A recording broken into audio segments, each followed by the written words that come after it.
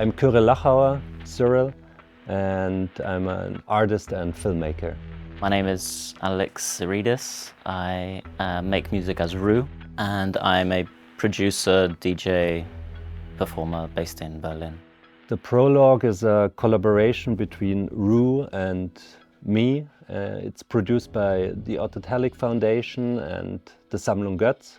It's shot on black and white film material transferred to video, and it's about 11 minutes long.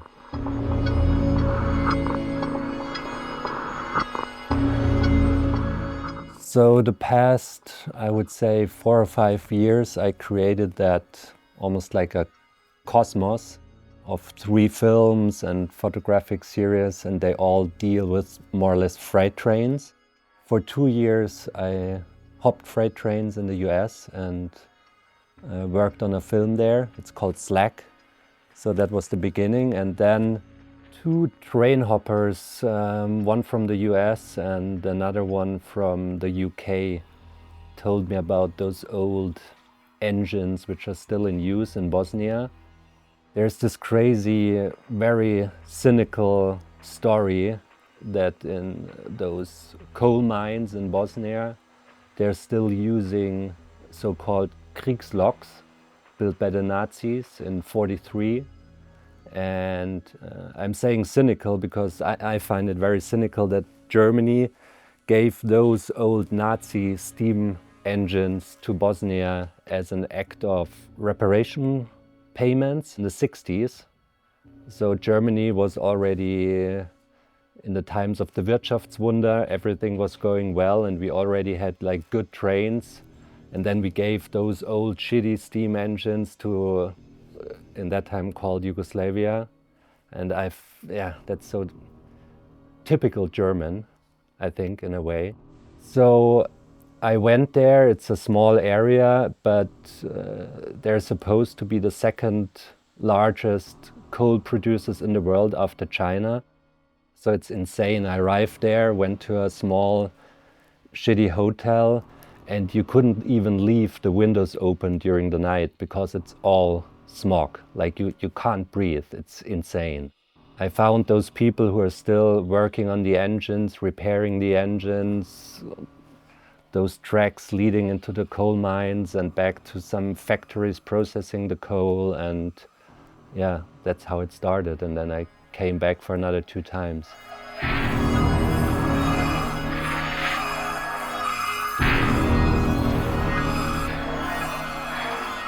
A lot of my film and video works, they're very sound and music based, but I'm not a musician my own, not at all.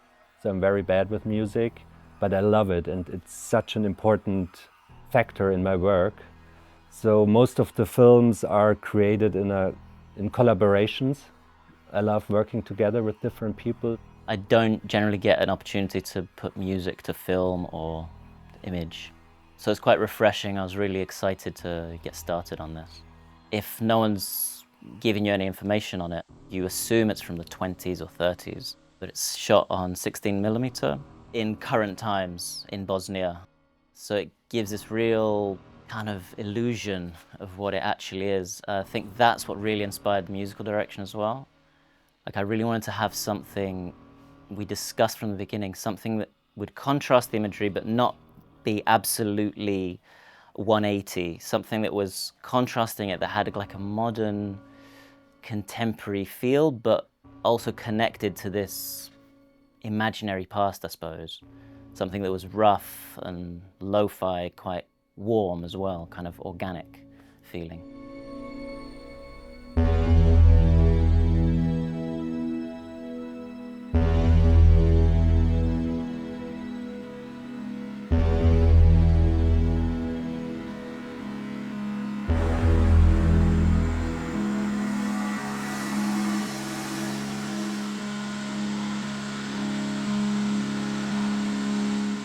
The decision to shoot on 16mm black and white, it was not an intellectual decision. I just had the feeling, okay, now I shot for 2 years on color material in the US, and to have a bigger contrast, I want to work in black and white.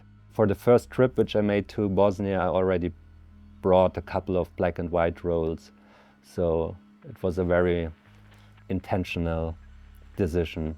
When I came back after the first trip from Bosnia and I got the film material processed and I saw the material, and it really is, as Rhyw said, it looks so ancient. I immediately knew I need some music or a soundscape or a composition which breaks that aesthetic. It needed really a counterpart. That those images with the wrong music, that could have really gone bad. So it was clear that I would need a strong partner who has enough creative energy to work against and also with the images at the same time. I have a friend who also helped as a creative producer on that film, Niels Petersen, and he runs the label Flipping the Coin. And he has a friend, and this friend is Rhyw. So I got introduced to Rhyw, and I showed him the material, and it was clear that we want to collaborate on that film. The good thing that we decided on from the beginning was something that Cyrill suggested, that we do it kind of in an unorthodox way, rather than me kind of making music to a finished film. He sent me lots of footage, and I kind of did various sketches. I picked bits of footage and then did sketches to try and find the right feeling to match the imagery. And then we found our path, found the kind of direction we were going to go down, and then I made a piece. He edited to that piece, which I thought was quite nice.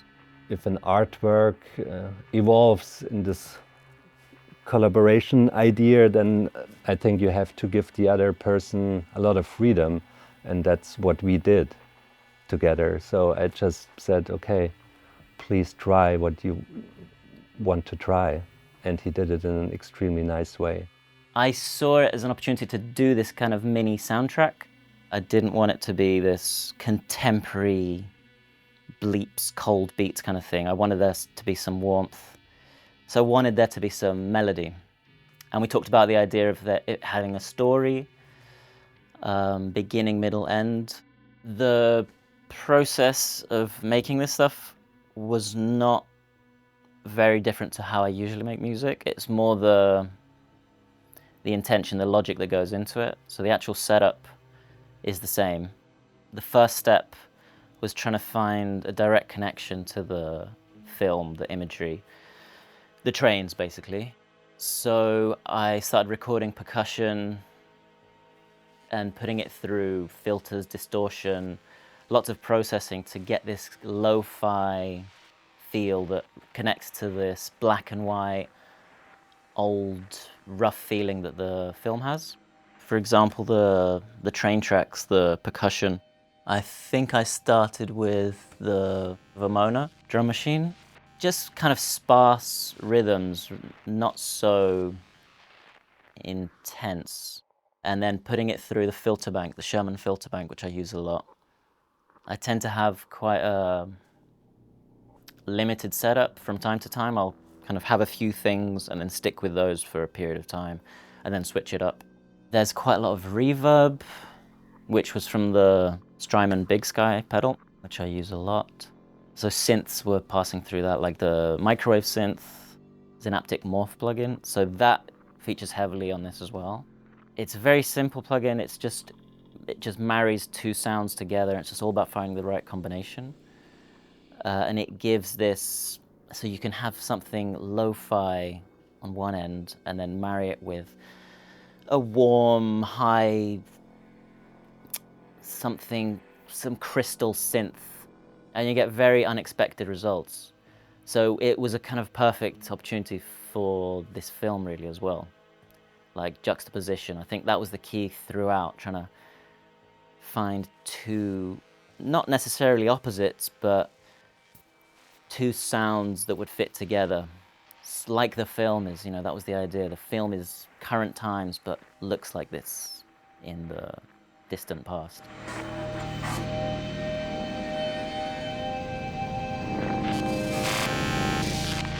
For me, it's almost a symbol for the end of the fossil age, because you see those images, you see the coal mines, you see the smog, you see their labor, how they work.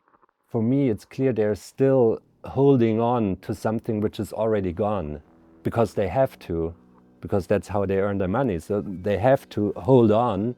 I was aware, obviously, that it's part of a trilogy, but I really wanted to focus specifically on this, because part of the reason that I think this is a really interesting project, it's three very different films. There are connections, but they have a different aesthetic. The main film is called Slack. It's a 60-minute film. And my main protagonist is this famous photographer, Mike Brody, and we hopped trains for 2 years together and filmed on the trains. But I'm sick of this shit.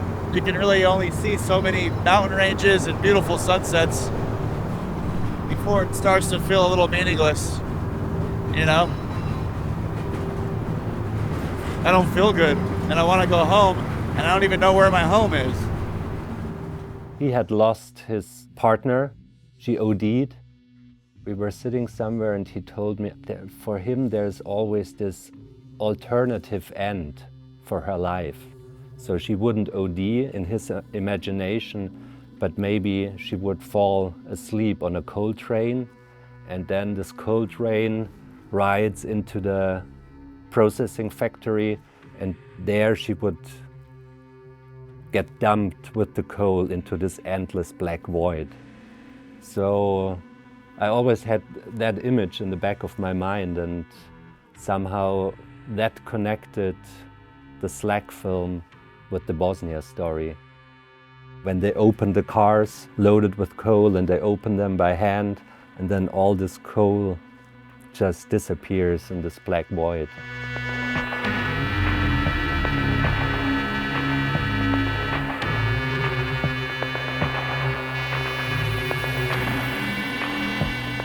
A good opportunity for me was to do something non-club based.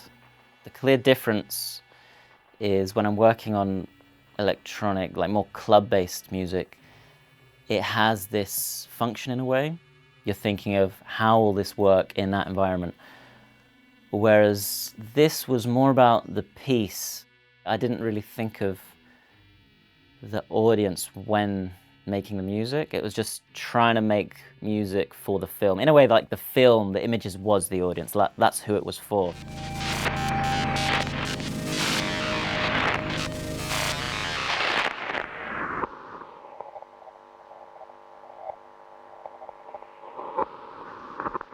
It's very exciting that all those three film parts come together now in the Kunstpalais Erlangen for the first time.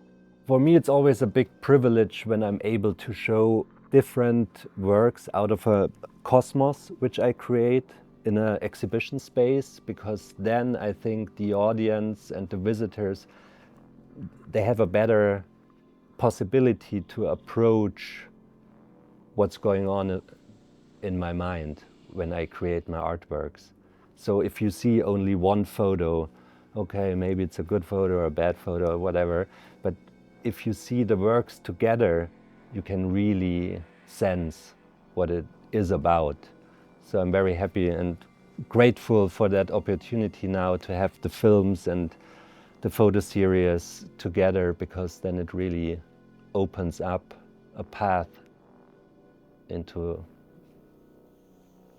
my vision, or however you want to call it.